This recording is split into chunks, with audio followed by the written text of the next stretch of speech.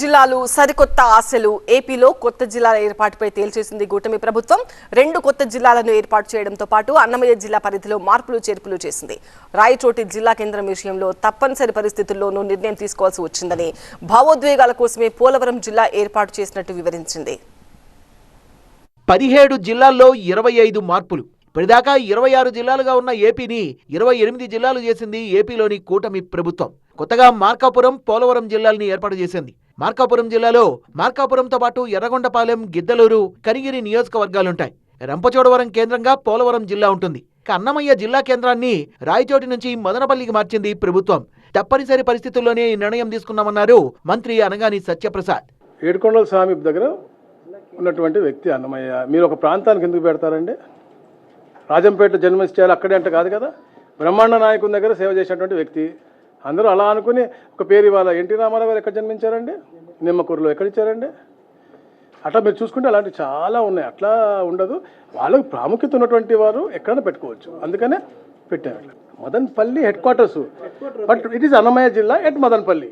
సుదీర్ఘంగా చర్చించిన తర్వాతే పోలవరం జిల్లా ఏర్పాటు కోసం నిర్ణయం తీసుకున్నామన్న మంత్రి నాదెండ్ల మనోహర్. ఇది ఒక భావోద్వేగం కోసం తీసుకున్న నిర్ణయం అన్నారు. పోలవరం అనే జిల్లా ఏర్పాటు చేయాలని ఎందుకు అనుకున్నాను? నిర్వాసితులకి న్యాయం జరగాలి. ఎవరైతే ఈ ప్రాజెక్ట్ వాళ్ళను ఆ ప్రాంతాల్లో వదిలేసుకుని వాళ్ళు ఈ ప్రాంతాల్లోకి వస్తున్నారో, సీతాపట్నం ఇటువంటి ఏరియాస్లో, వాళ్ళకి అటాచ్మెంట్ ఉండాలి.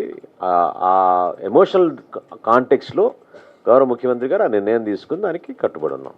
సో పోలవరం జిల్లా అనేది పోలవరం లేదు కానీ అయినా కానీ మీరు పెట్టారనేది ఆ వాదానికి అసలు ఎక్కడ కూడా మేము ఒప్పుకునే ప్రసక్తి లేదు. It is only to keep that emotional attachment. మరోవైపు రాయచోటి నుంచి మదనపల్లికి జిల్లా కేంద్రాన్ని మార్చడంతో మంత్రి మండిపల్లి రాంప్రసాద్ రెడ్డి కన్నీళ్లు పెట్టుకున్నారు.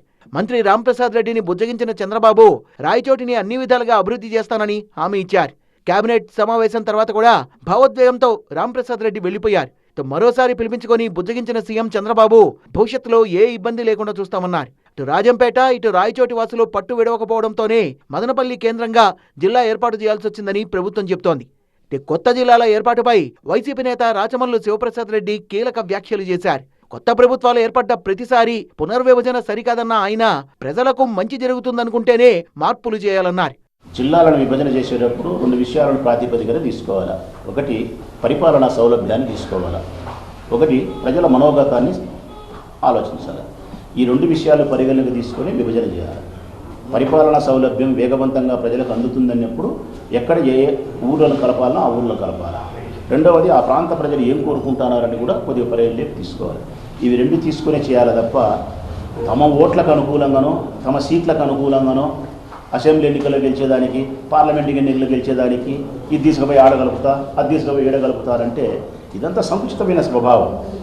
ఎవరి అంచనాలు, ఆలోచనలు ఎలా ఉన్నా ఎన్నికల్లో హామీ ఇచ్చిన విధంగా ఏపీలో కొత్త జిల్లాల్లో మార్పులు చేర్పులపై కూటమి ప్రభుత్వం కీలక నిర్ణయాలు తీసుకుంది. మరి ప్రభుత్వం తీసుకున్న ఈ నిర్ణయంపై రాబోయే రోజుల్లో ఏ రకమైన అభిప్రాయాలు వ్యక్తమవుతాయో చూడాలి.